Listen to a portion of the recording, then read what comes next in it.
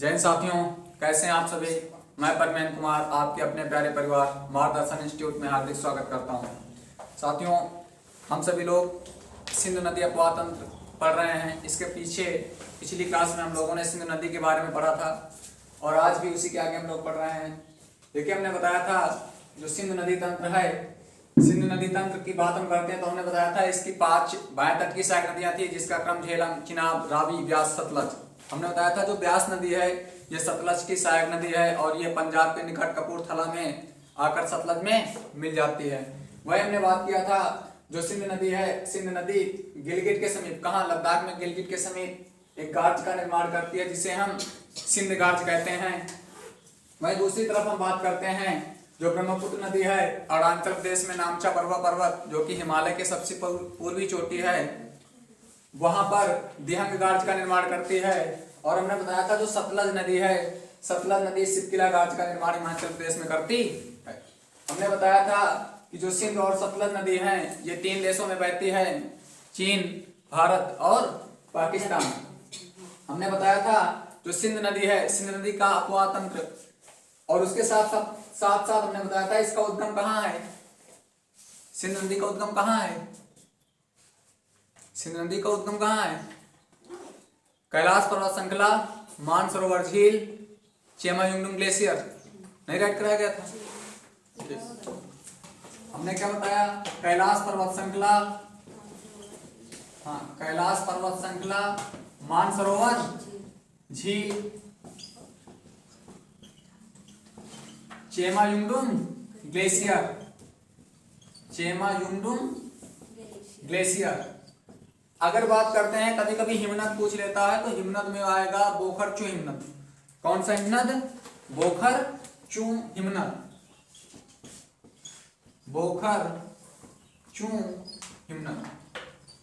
अर्थात जो सिंध पर्वत श्रृंखला है, जो सिंध नदी तंत्र है, ये कैलाश पर्वत श्रृंखला के निकट मानसरोवर झील, चेमायुंगडुंग ग्लेशियर, और इसी को दूसरे शब्दों में अगर हिमनद की बात करें तो कौन सा हिमनद बताया जाएगा?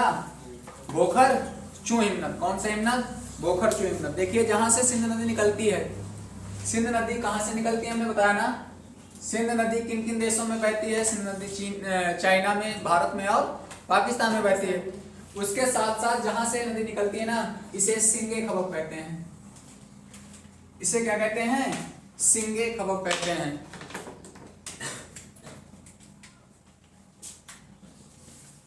सिंध नदी जहां से निकलती है, सिंध नदी जहां से निकलती है,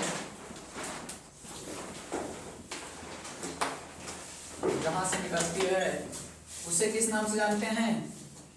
सिंध नदी जहां से निकलती है तो वहां से इसे किस नाम से जानते हैं? बताइए सभी लोग। सिंगे खबक किस नाम से जानते हैं? सिंगे खबक।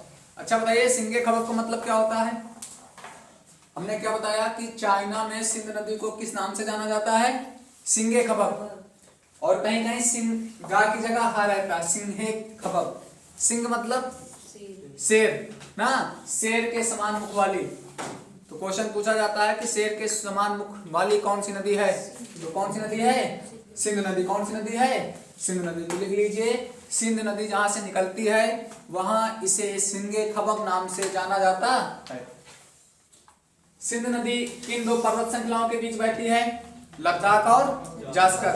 अच्छा, दूसरे शब्दों में कहा जाए तो दूसरे शब्दों में यह भी तो हम कह सकते हैं कि सिंध नदी लद्दाख पर्वत श्रृंखला के दक्षिण में एवं जास्कर पर्वत श्रृंखला के उत्तर में बहती। समझ बात आई? ठीक, इतना राइट करो। आगे हम बात करते हैं, सिंध नदी की लंबाई कितनी है? सिंध नदी की लंबाई कितनी है?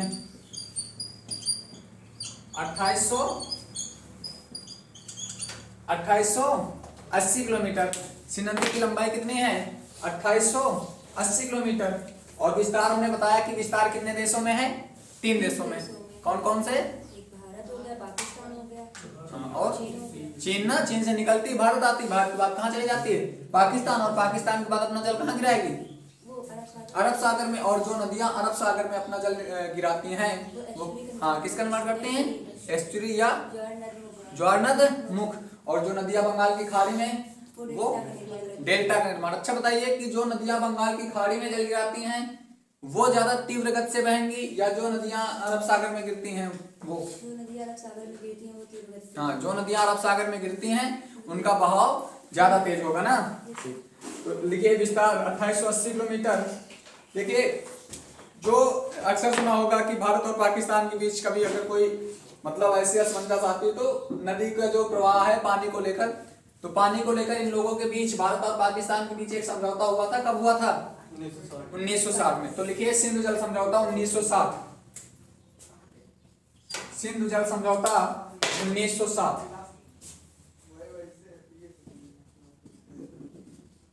सिंधु जल समझौता कब हुआ था? 1960। किसके द्वारा?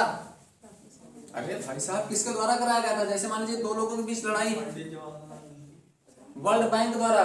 किसके द्वारा? वर्ल्ड बैंक द्वारा, विश्व बैंक द्वारा ना। अर्थात जो सिंधु के जल का है इसको लेकर जो विवाद दो देशों के बीच था, कौन कौन से? भारत और पाकिस्तान। तो विश्व बैंक द्वारा एक समझौता कराया गया जिसे हम सिंधु जल समझौता के नाम से जानते हैं, जो कि कब कराया गया था? 1960। कब कराया गया था? 1960। देखिए इसमें जो तीन नदियां हैं, सबसे पहले कौन सी नदी ऊपर? सबसे पहले ऊपर कौन सी नदी है? सिंधु, फिर झेलम, फिर चिनाब। तो देखिए इसके तहत आगे हम बात करते हैं।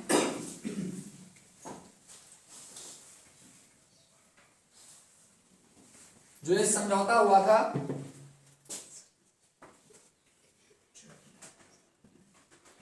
जो ये समझौता हुआ था, इस समझौता के तहत जो सिंध नदी है, जो झेलम नदी है और जो चिनाब नदी है, इसका 80% जल कौन इस्तेमाल करेगा?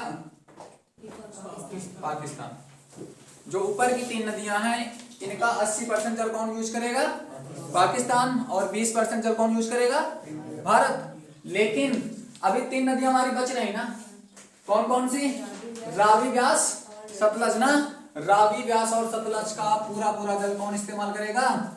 भारत। रावी, व्यास, सतलज कौन करेगा इसका? भारत। यहां पर 20% भारत का है हिस्सा, लेकिन यहां पर पाकिस्तान का कोई भी जल का कोई इसमें हिस्सा, भागीदारी नहीं है। राइट करिए सभी लोग। और हमने बताया था जो इनकी सहायक नदियां हैं इसे ही हम किस नाम से जानते हैं? इन्हें ही हम किस नाम से जानते हैं? पंचनद। किस नाम से जानते हैं? पंचनद। और इन सभी नदियों का उल्लेख ऋग्वेद में है ना। किसमें है? ऋग्वेद में।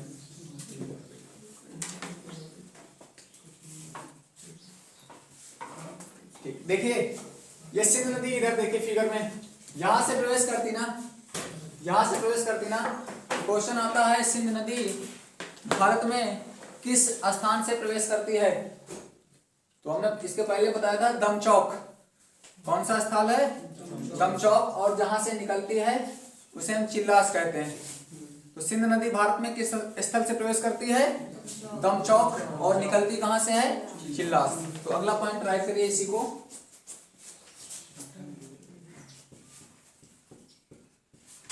सिंधु नदी भारत में दमचौक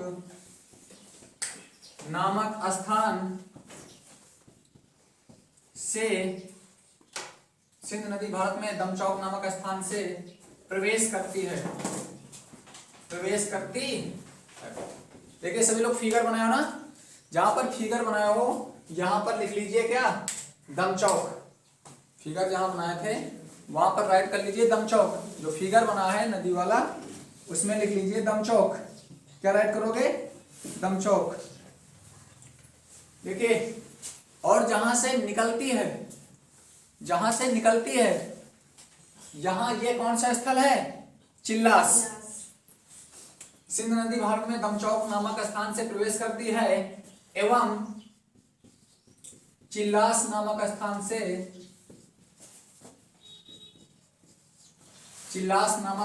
से पाकिस्तान चली जाती है। पाकिस्तान चली जाती है। अच्छा, क्या नदियों के नाम पुल्लिंग होते हैं कि स्त्रीलिंग होते हैं? नदियों के नाम कुछ की पुल्लिंग होती, कुछ की स्त्रीलिंग होती। जैसे ब्रह्मपुत्र हो गया, सिंध हो गया, ये सब हमारे पुल्लिंग है। चलिए ठीक। देखिए, इसको याद कैसे करना, जैसे मान लीजिए तुम्हारे क्षेत्र में अगर कोई प्रवेश करेगा, तो क्या कहोगे? जब उसके दम होगा तभी तो आएगा। और जब तुम उसका पूरी तरीके से पूरी सेवकाई के साथ उसका भागीदारी जो भी तुम उसके साथ भागीदारी है, मारे का, पीटे का, लड़ाई का, तो फिर किस तरह निकलेगा? चिल्लाते हुए। किस तरह निकलेगा? चिल्लाते हुए। तो दम चौक, जब दम है तो भारत आया, और जब भारत में तो खूब अच्छी तरीके से खातिरदारी है, तो फिर वो चिल्लाते हुए कहाँ चली गई? पाकिस्तान। कहाँ चली गई? पाकिस्तान। तो राइट करिए सभी लोग। और आप लोग क्लास को लाइक नहीं करते हैं, समस्या क्या आती है? अब इसका तो कोई चार्ज पड़ता नहीं कि पड़ता है, तो क्लास को कम से कम लाइक कर दिया करें। चैनल को अधिक से अधिक सब्सक्राइब कराइए, जिससे आप लोगों को लाइव क्लासें मिल सकें। आगे बात करते हैं। राइट हो चुका सभी लोगों का?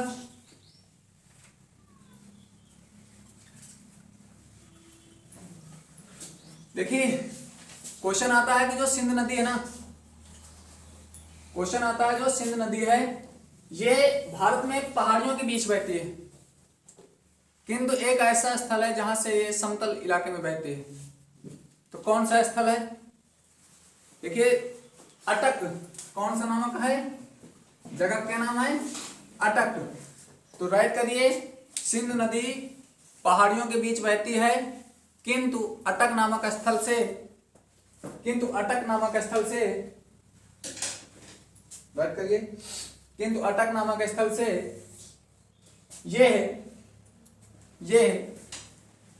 धरातल या समतल क्षेत्र में बहती है। हमने क्या बताया? समझ आया पॉइंट? अर्थात जो सिंध नदी है, देखिए यहाँ पर ये दो पर्वत श्रृंखला है ना, कौन कौन सी? लद्दाख और जास्कर। लेकिन एक स्थल है, उसका नाम है क्या? अटक। क्या नाम है? अटक। अटक नामक स्थल से कहां पर? धरातली इलाके में आ जाती। धरातली का मतलब जो भूमि है ना। इतनी बात समझ में आ गई? नहीं?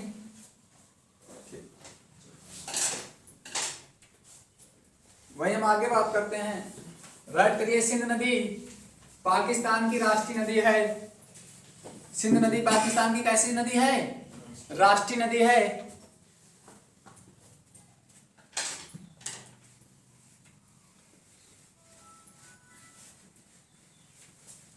सिंध नदी पाकिस्तान की राष्ट्रीय नदी है।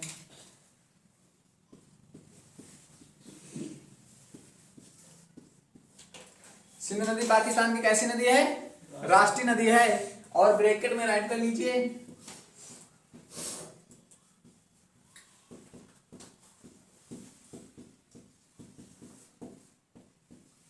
सिंध नदी पाकिस्तान की राष्ट्रीय नदी है। राइट करना ब्रैकेट में सबसे लंबी प्लस बड़ी, अर्थात पाकिस्तान की सबसे लंबी और सबसे बड़ी। तो दोनों चीज लिख लीजिए, सबसे लंबी प्लस बड़ी। अर्थात पाकिस्तान सिंध नदी जो है, ये पाकिस्तान की राष्ट्रीय नदी है, और पाकिस्तान की राष्ट्रीय नदी के साथ साथ ये पाकिस्तान की सबसे लंबी और सबसे बड़ी नदी है। उम्मीद है कि लंबी और बड़ी में डिफरेंस आप लोगों को आता होगा। किसी के माइंड में ये तो नहीं आया कि लंबी बड़ी एक ही है? लंबी बड़ी अलग अलग होता है। ठीक, आगे हम बात करते हैं। अगला पॉइंट राइट करिए, लिखिए सिंध नदी को। देखिए, जाहिर सी बात है, सिंध नदी की पाकिस्तान की क्या है? राष्ट्रीय नदी है और सबसे लंबी है, सबसे बड़ी है। तो जाहिर सी बात इसको पाकिस्तान की क्या कहा जाएगा, जीवन रेखा या प्राणदायिनी कहा जाएगा। तो लिखिए इसे पाकिस्तान की जीवन रेखा कहते हैं। सिंध नदी को पाकिस्तान की क्या कहेंगे, जीवन रेखा।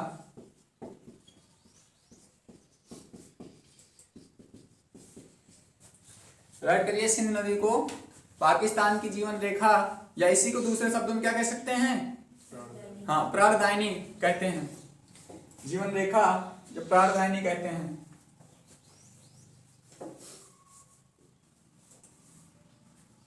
और ये पॉइंट राइट किए थे कि ये सारी नदियां जो बाएं तट की हैं ये मिठानकोट में आकर मिलती हैं। अभी नहीं राइट कराया गया, नहीं हुआ ये, राइट करिए। ये हो गया ना, सिंध नदी को पाकिस्तान की जीवन रेखा या प्राणदायिनी कहते हैं, हो गया।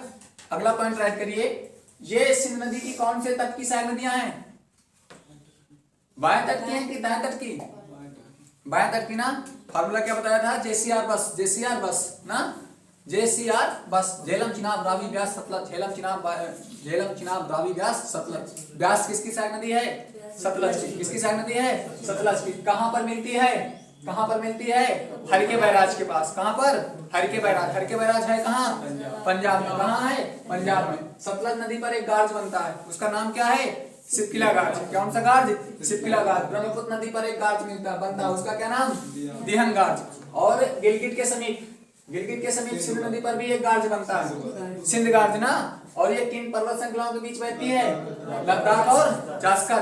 कहां से प्रवेश करती है, दमचौक। कहां से, दमचौक। निकलती कहां से, चिल्लास। कहां से, सिंध नदी पहाड़ियों के बीच बहती है, लेकिन अटक नामक स्थल से। किस स्थल से, अटक नामक स्थल से धरातल पर आ जाती है। इसकी लंबाई कितनी है, 2880। इसका समझौता कब हुआ था, 1960।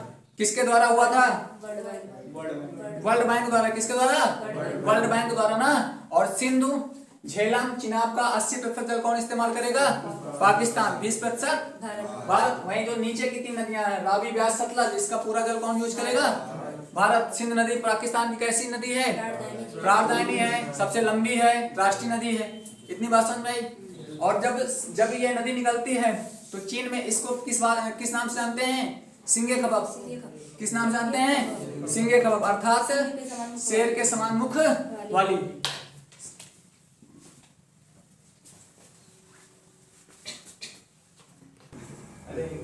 तो इसके बाद हम लोग जो इसकी सहायक नदियां हैं इसको अगले वीडियो में पढ़ेंगे।